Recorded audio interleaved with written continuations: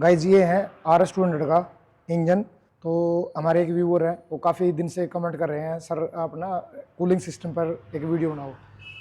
तो आज हम कूलिंग सिस्टम को पूरा प्रॉपर तरीके से समझने की कोशिश करेंगे, ये कैसे वर्किंग करता है, इसमें कुछ कंपोनेंट लगे होते हैं, स्टेप बाय स्टेप समझने की कोशिश करेंगे। लेकिन मैं एक चीज़ बता दूं वीडियो को स्टार्ट होने से पहले, कूलिंग सिस्टम हमारा इंजन को ठंडा नहीं करता। कुछ लोगों का मानना होता है कूलिंग सिस्टम इंजन को ठंडा करता है, ऐसा नहीं है। कूलिंग सिस्टम का मतलब काम क्या है, इंजन का जो टेम्परेचर है उसको मेंटेन करना। स्टार्टिंग में कितना टेम्परेचर है, मैक्सिमम कितना होना चाहिए, कम से कम कितना होना चाहिए, उसको मेंटेन करना। इसमें इंजन में कुछ कंपोनेंट लगाए हुए हैं। तो कंपोनेंट क्या क्या लगे हुए हैं वो पूरी डिटेल दूंगा मैं, इसमें क्या क्या कंपोनेंट लगे हुए हैं। उससे पहले मैं आपको बता दूं, इस इंजन में जो वाटर कूल इंजन, जैसे पहले के अगर हम बात करें, जो स्प्लेंडर बाइक है, पल्सर 150 है, 180 है, जो एयर कूल्ड इंजन है, उसका टेम्परेचर कैसे मेंटेन होता था उसके बारे में दे दूँ। जैसे कि उसका सिलेंडर ये है, ये सिलेंडर, तो सिलेंडर में क्या है, ये कुछ फिंग्स लगी हुई होती हैं, ये ऐसे सिलेंडर पर ऐसा फिंग्स लगनी होती है। इसमें क्या होता है, हमारा इंजन स्टार्ट होने के बाद जैसे हम रोड पर चलते हैं तो सामने से जो एयर टकराती है, उससे जो हमारा ये जो है सिलेंडर की वॉल ठंडी होती है, ठीक है। क्योंकि इसमें अंदर क्या हो रहा है, कंबशन हो रहा है, पेट्रोल और एयर का मिक्सचर जो अंदर ब्लास्ट हो रहा है उसमें भेजा जा रहा है, और जो अंदर जो ब्लास्ट होता है तो अंदर पिस्टन के ऊपर गर्मी पैदा होती है। गर्मी पैदा होगी तो साइड की जो जितनी सिलेंडर की दीवार है ये भी गर्म होगी। अगर हमने इसको टेम्परेचर मेंटेन नहीं किया तो इंजन सीज हो जाएगा, क्योंकि हर एक जो मेटल होता है उसकी टेम्परेचर सेंड करने की शक्ति होती है। उस टेम्परेचर तक जाएगा तो क्या मेटल पिघल जाएगा और इसको पकड़ कर लेगा और इंजन सीज हो जाएगा। उसी को इंजन सीज होना बोलते हैं। तो ये है एयर कूल्ड इंजन। सामने से हवा टकराती है जिससे हमारे ये फिंग लगी हुई है, इन पर एयर टकराने से हमारा इंजन जो है, इसकी जो सिलेंडर की दीवार ठंडी होती है हेड सिलेंडर पर, तो इंजन की जो कूल टेम्परेचर है वो मेंटेन रहता है, इंजन का टेम्परेचर, ठीक है। लेकिन जो ये इंजन है, जैसे कि ये NS में लगा लो, RS में लगा लो, R15 में लगा लो, KT में लगा लो, KT में जितनी भी सीरीज इंजन है ये सब वाटर कूल इंजन है।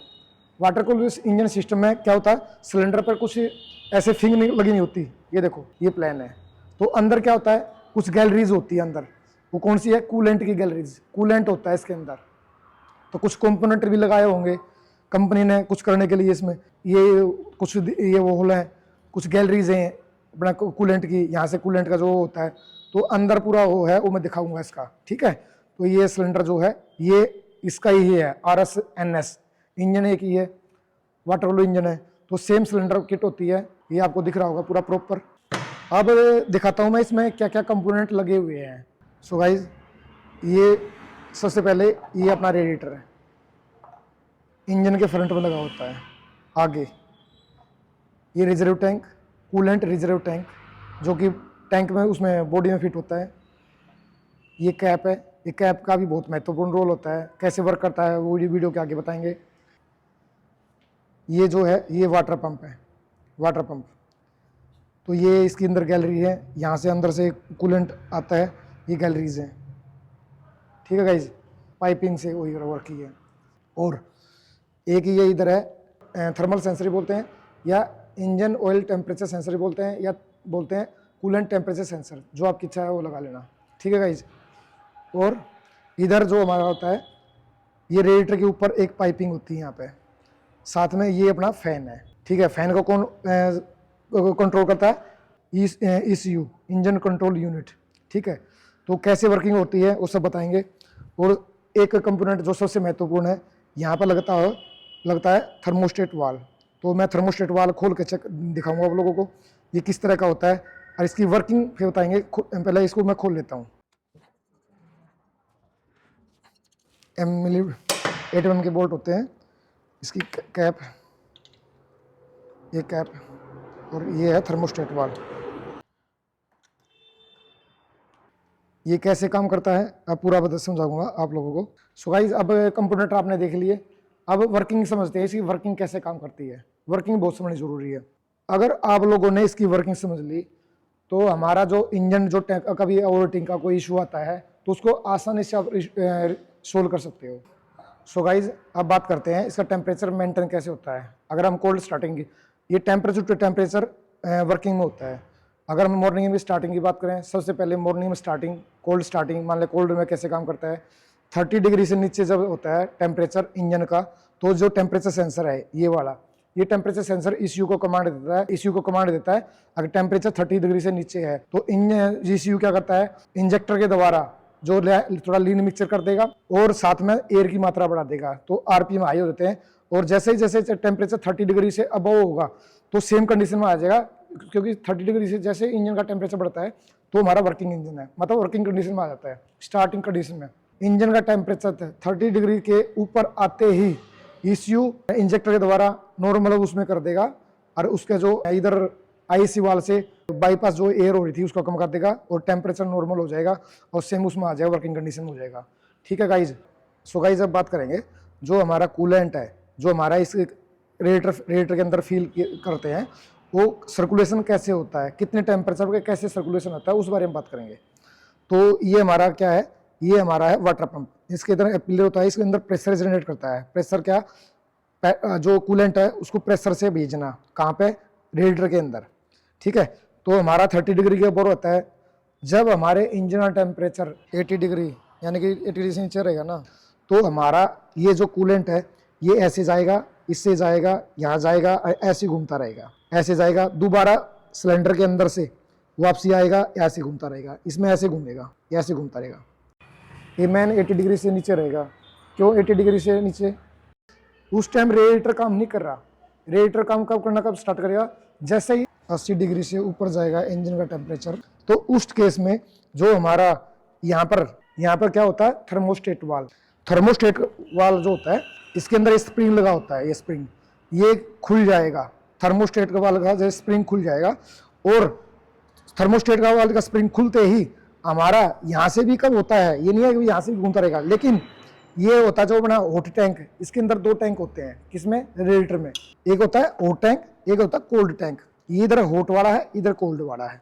इधर से अंदर जो हमारा गर्म होता है, क्योंकि इसमें घूमता रहेगा तो ऊपर भी जाएगा, तो जैसे ही थर्मोस्टेट खुलेगा वो यहाँ से जाना स्टार्ट हो जाएगा और इन्हें इधर कोल्ड हो जाता है। सामने से एयर टकराती है, सामने से एयर टकराती है, उसका कूलेंट का जो टेम्परेचर है वो कम हो जाएगा, यानी ठंडा हो जाएगा, ठंडा हो जाएगा।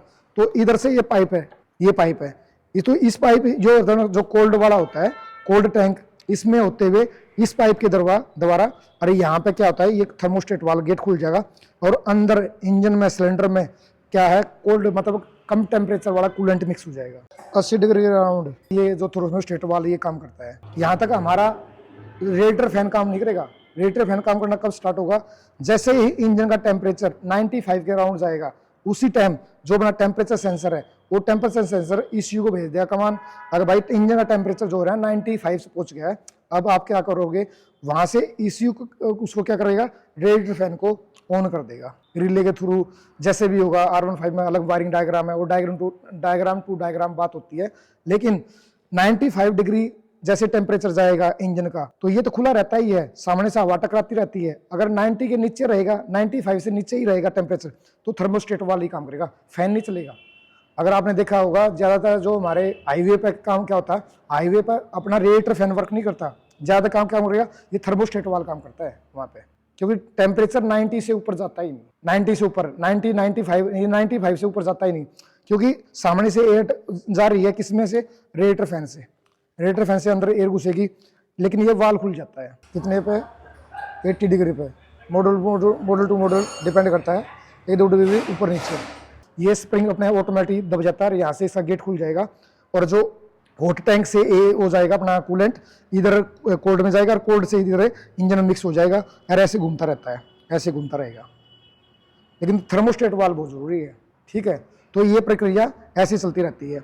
जैसे ही टेम्परेचर डाउन आएगा, कितना, 92, जैसे 92 हो गया, 92 आते ही क्या होगा, ये जो अपना टेम्परेचर सेंसर ECU को बोलते हैं भाई फैन बंद कर दे, वो फैन बंद कर देगा। और गाइस अब बात करेंगे, ये जो है रिजर्व टैंक है, इसमें कि ये कैप है, इस कैप का बहुत बड़ा महत्व है। जो यूजर्स हैं या RS वाले या R15 वाले, तो कभी भी अगर ये कैप खराब हो जाती है, अगर आपकी खराब हो जाती है, स्प्रिंग ढीला पड़ जाता है या गुम हो जाती है, कोई उतार लेता है, तो लोकल कैप नहीं डलवानी, ये कैप जेन्युइन ही यूज करनी है आपने।